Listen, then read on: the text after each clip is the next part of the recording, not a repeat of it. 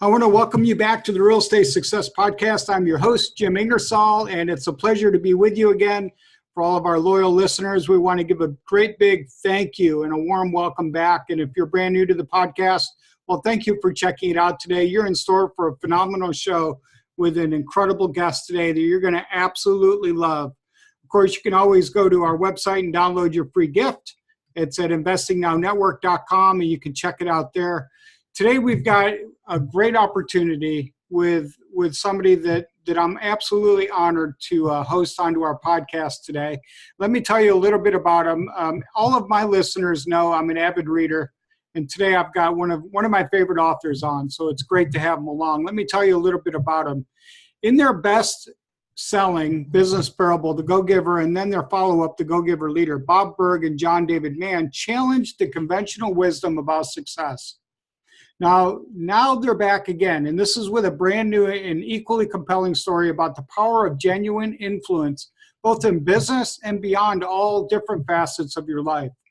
The Go-Giver Influencer is a little story about a most persuasive idea that tackles the paradox of achieving what you want by focusing on other people's interests. That's what I love about these books.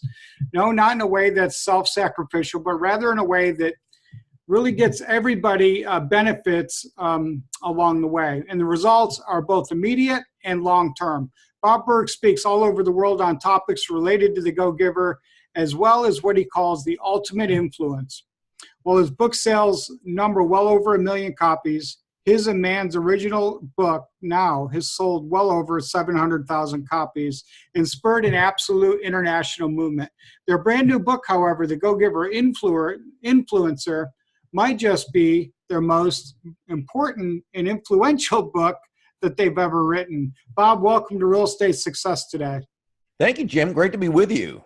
You know, when I first read your original book, The Go-Giver, of course, I had to follow that right up with The Go-Giver Leader, but I was so intrigued by the way that you told business principles and taught them to your readers through very creative storytelling.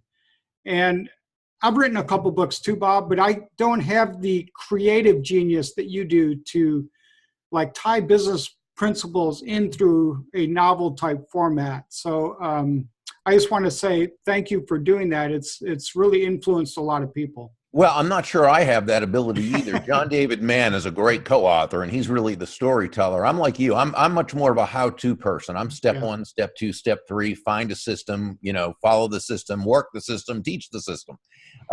John is a great writer and storyteller. So I was very privileged to be able to co-author this with him. That is awesome. And, in that first book, Pindar taught 5 laws of stratospheric success, as you know. They were value, compensation, authenticity, receptivity, and influence, right? Mm-hmm. So in your new book, you took the 3rd law of stratospheric success and exploded it out as a really important principle. Yeah, we thought that we would take that, the influence has always played a part in any of the books we've written, but we really felt it was time to take that and, as you alluded, to kind of drive it deep, to take that, to really look at what influence is, how it works, why it's so important.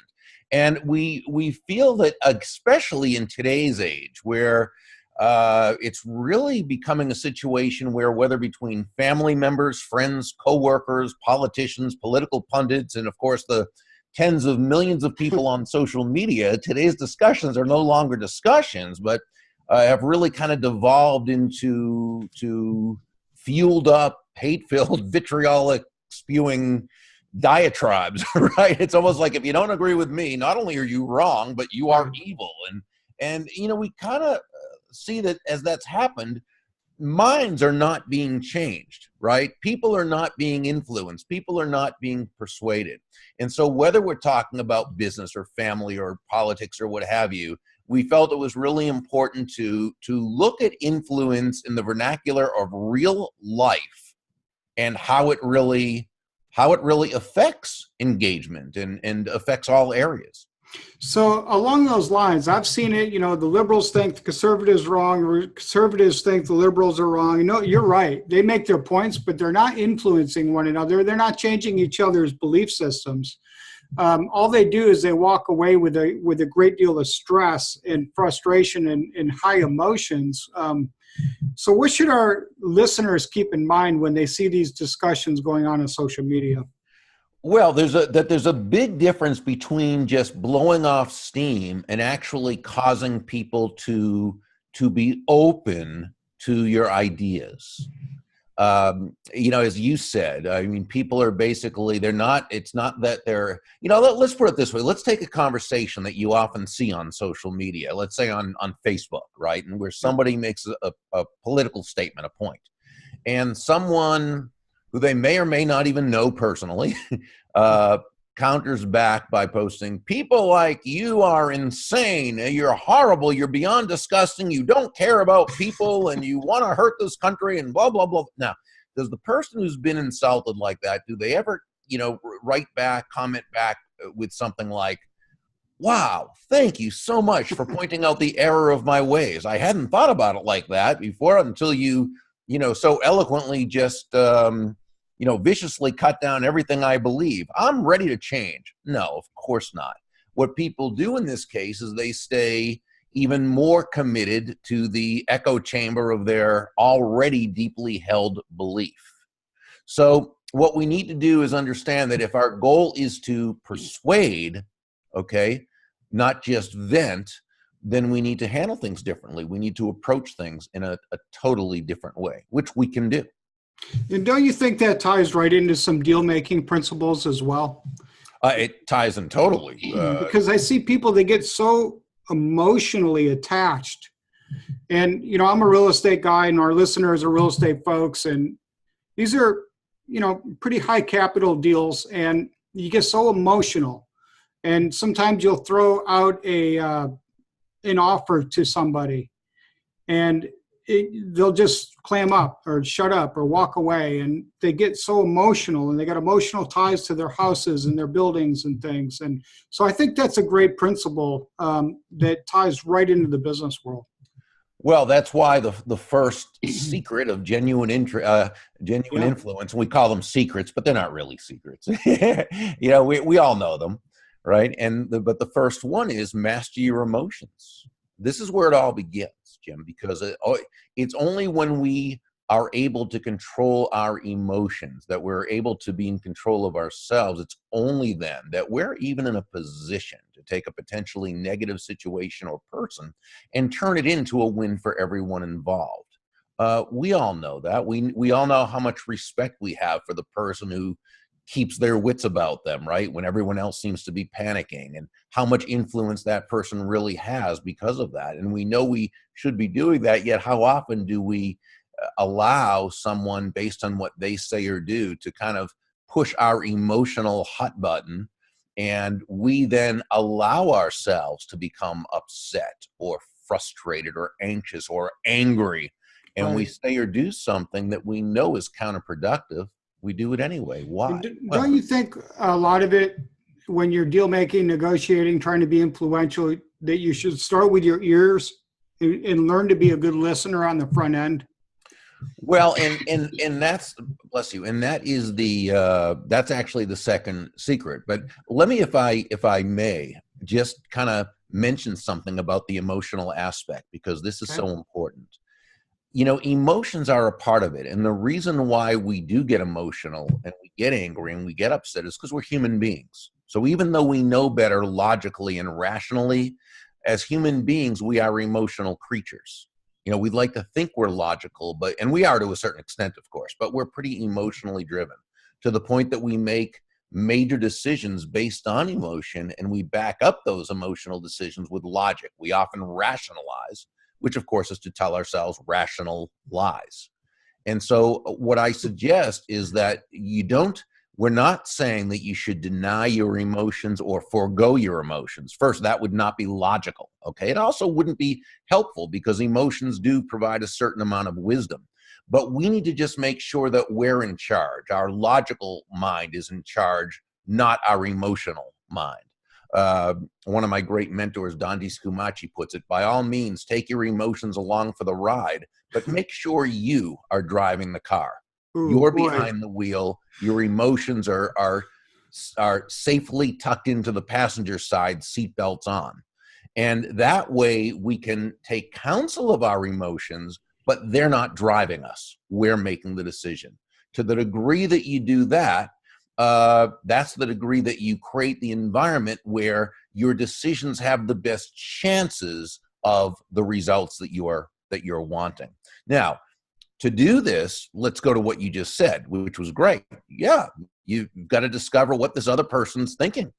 Right? The secret number 2 is step into their shoes, which is harder than it sounds because most of us have different size feet. And so in other words, we come from different ways of looking at the world, different belief system. And what is a belief? It's a subjective truth. It's the truth as we understand the truth to be, not necessarily how it is. And so in most conflict, Jim, is the result of 2 or more people looking at the same thing from different viewpoints. But we don't realize we're looking at it from 2 different viewpoints. That's why we get so frustrated at other people. Okay. So how do we do this? And this comes right into, deal making, certainly. Well, how do we get into their shoes? How do we get into their minds? Well, we ask questions. And as you said, we listen. When you think about it, what is selling? Selling is simply discovering what the other person needs, wants, desires, and helping them to get it. What problems are you helping them solve? How are you helping them get closer to happiness? And so when we listen, not with our ears, okay, that's surface listening. That's the listening most of us do. We listen in order to talk. We listen in order to overcome. Right? But instead, listen with your eyes. Listen with your posture. Listen, as one of the mentors in the story told his protege, because there were 2 mentors, 2 proteges in the story. Listen, he said, with the back of your neck. Okay, I'm glad you brought that up because it's an interesting phrase. I mean, what does that mean to our listeners? Listen with the back of your neck. Put your entire being, your entire essence into listening with this person. Let go of your own agenda. Let go of your own thoughts at the moment. Let go of your own desires. Just simply listen in order to understand this person, where they're coming from, their thought process. And when you do this, 2 things happen. One is you equip yourself. You get to learn more because, again, we don't know. We think we know what they're thinking, but we don't know what they're thinking. So we allow ourselves to actually learn more. Secondly, when we listen like this with the back of our necks, what happens is this other person is tuned into the fact that we're tuned into them. They appreciate it. They feel understood. They feel listened to, which is one of the greatest compliments. And this causes that person to feel good about us, to know us, to like us, to trust us. That's like the essence of the whole Go Giver series, making everything about the other person in general, right? Yeah, exactly. Not in a way, as you mentioned earlier, that's self-sacrificial or doormatty, but in a way in which, as Joe, the protege in the original story, as he learned from several of the mentors, the golden rule of business, of sales, of life, of influence, what have you, is that all things being equal or even close to equal, people will do business with and refer business to and allow themselves to be led or influenced by those people they know, like, and trust. Yes, and then the third secret is set the frame and be ready to reset the negative frame as well. How does that work? Well, a frame itself is simply the foundation from which everything else evolves.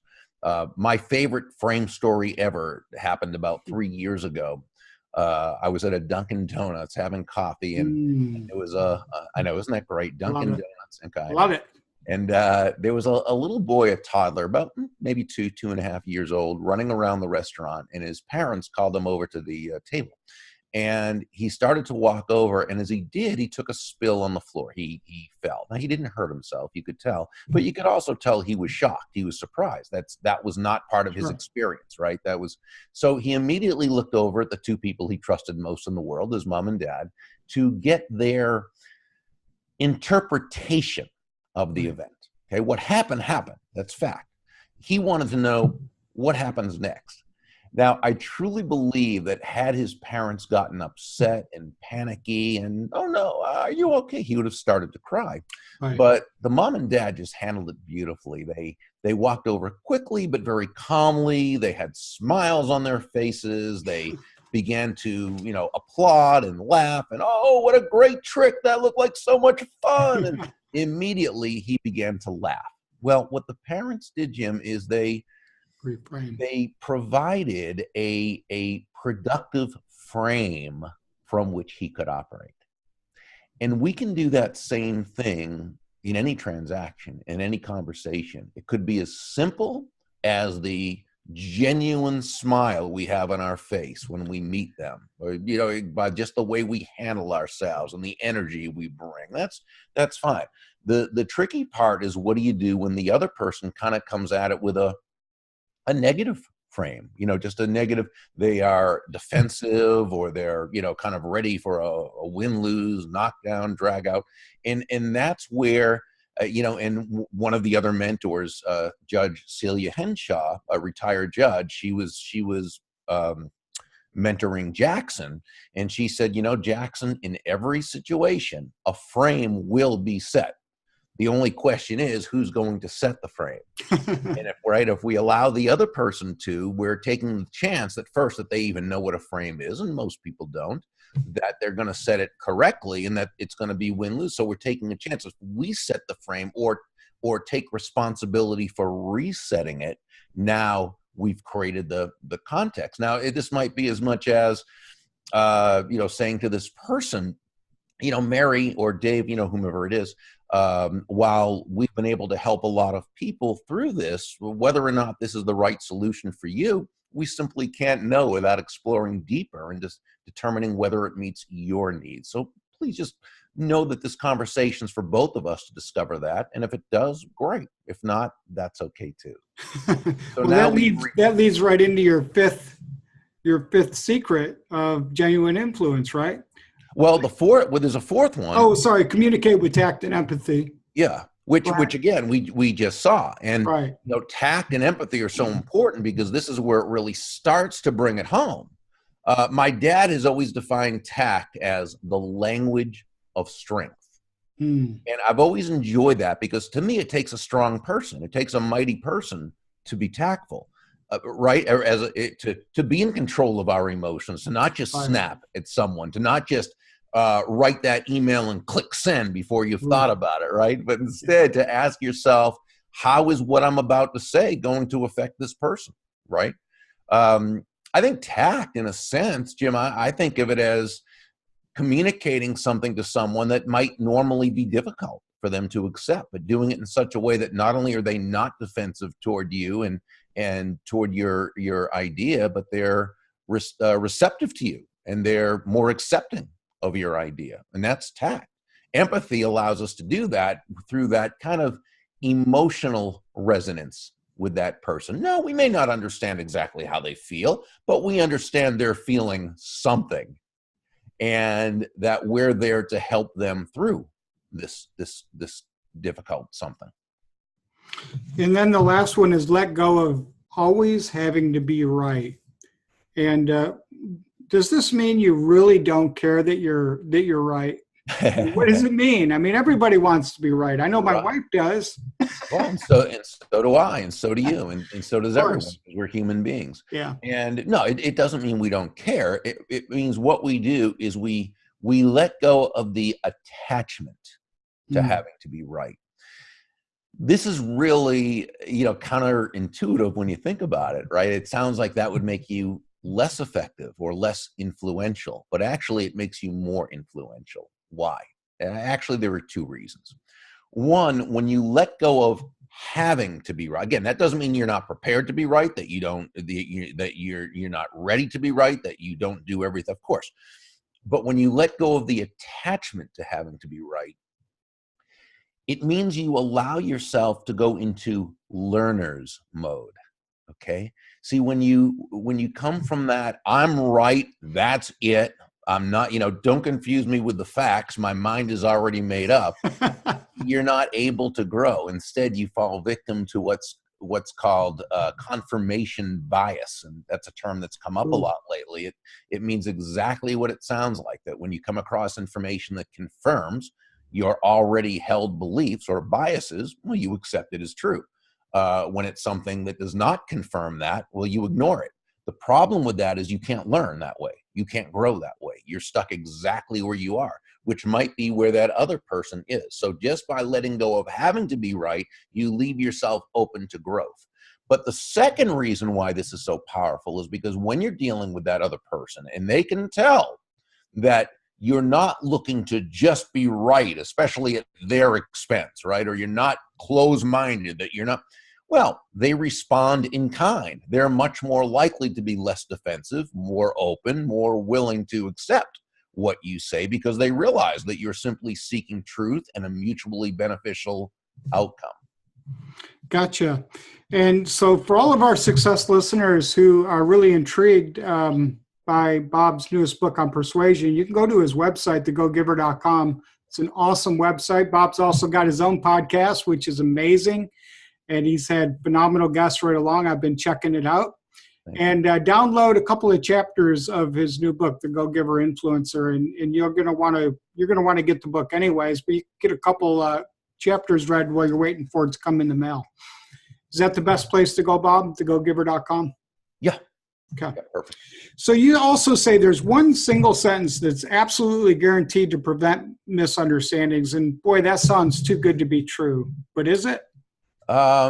Let's see. Is it too good to be true, or is it true? That's true. How does it work? And, this ties in again to stepping into their shoes and understanding what I call the clash of belief systems, right? That, again, we may hear a term, but different people interpret it different ways. And so in order to make sure that there are no misunderstandings, we simply need to ask that person to clarify. But we do it in a kind and tactful way. When this person says, as soon as possible, you don't assume that your understanding of as soon as possible is the same as their understanding of as soon as possible. So you might say, Dave, just for my own clarification, which is tactful, instead of saying, well, what do you mean by, right? Dave, just for my own clarification, when you say as soon as possible, is there a specific day or time you're thinking of? Boom. Now he says, yes, Wednesday, end of day by 5 o'clock. Well, now you both have the exact same definition and there are no misunderstandings. You can do that with practically anything. You just simply lead in with a tactful kind of opener, such as, just to make sure I don't mess this up, or just to make sure we're on the same wavelength, or, just for my own clarification, when you say so-and-so, and depending upon what it is, you might have to say, what exactly do you mean, or how would you define, or is there a specific? And if you do that, I'll just say 99.9% of the time, you'll clear the way for miscommunication. Yeah. And this one's pretty interesting too. You talk about 8 specific keywords that will practically always help move somebody over to the other side. What are they, and sort of how do those keywords work? How can you use them effectively? Yeah, the context here is that if there's someone who really doesn't have to do something for you and you're asking them to do it, it might be a government bureaucrat, it might be the customer service representative who's not providing great customer service, or someone in or that person in the other division of the company who doesn't have to do something for you, but you need them to. And so long as you've set this up with politeness and with patience, and as Zig Ziglar used to say, courteous persistence, and you've utilized the tips that we've been talking about, what you want to do is use these 8 keywords. If you can't do it, I'll definitely understand. Can't do it, I'll definitely understand. What you've done is you've shown them ultimate respect. You've honored them by, saying, yeah, while I think you can do it, if you really can't, if it's just something you can't, you're more important than the situation itself, and I will respect that. You're giving them also, this is key, the back door or the out. You're not boxing a person into a corner. Okay, this is what I call the law of the out or back door, and that is the bigger the out or back door you give someone to take, the less they'll feel the need to take it. So so you say, if you can't do it, I'll definitely understand. Now, if you feel you need to, wait a few moments and then follow that up with, if you could, I'd certainly appreciate it. Wow. So that's really powerful for my listeners because, like I said, a lot of folks in my tribe is investing in real estate, buying buildings, houses, different things, apartment complexes. And I think it's important that you give the other side the right to say no. And that's a really nice, easy way to do it. If you can't, I definitely understand. Love it. Thank you. Everybody should insert that into your discussions with sellers and buyers and everybody else that you're working with. Let me ask you this, and then I've got one more question and we'll let you run. But you say there's one motivating factor shared by every single person on earth, all cultures, all countries, all people. What is that? Yeah, I learned this from an old mentor of mine named Harry Brown. Very wise man, very nice human being, very successful. And Harry had a deep understanding of and respect for human nature. Okay. And Harry was very much an individualist, but he said there's only one thing that every single human being has in common. Okay. And it's actually three parts. And I'll do this real quickly. The first, and here's the answer to the question, everyone seeks happiness. Okay. When it comes right down to it, everyone seeks happiness. Happiness defined as the mental feeling of well-being. Okay. Wow. Everyone seeks that. Now, number two, we have to understand happiness is relative. Different people experience happiness differently. So we as human beings place different values on different things. This goes back to step number two. Remember about stepping into their shoes. Right. What you might think this other person, you may be offering this person something you think is a great selling point for them. It's not necessarily. You don't know that. You don't know that's going to bring them closer to happiness. It would bring you closer to happiness. That's why we've got to ask questions and discover what motivates them. So everyone seeks happiness. Happiness is relative. Then number three, resources are limited. Now, this should not be confused with a lack mentality. Not at all. We live in an abundant universe, but we all have a limited amount of time, energy, money, knowledge, and a number of things. Because of this, we must constantly be making choices. And we do this throughout the day, both consciously and mostly unconsciously. But every decision a person makes is based on whether they believe it will bring them closer to happiness, based on how they understand happiness, and based on the choices they believe they have. And as long as we understand this, we are in a position to influence and persuade, because we understand that influence and persuasion is never about us. It's always about the other person. And that leads me right into my last question for this show today. And this is true for myself. And so many people get overcommitted so easily. It's difficult to say no. It is for me, at least.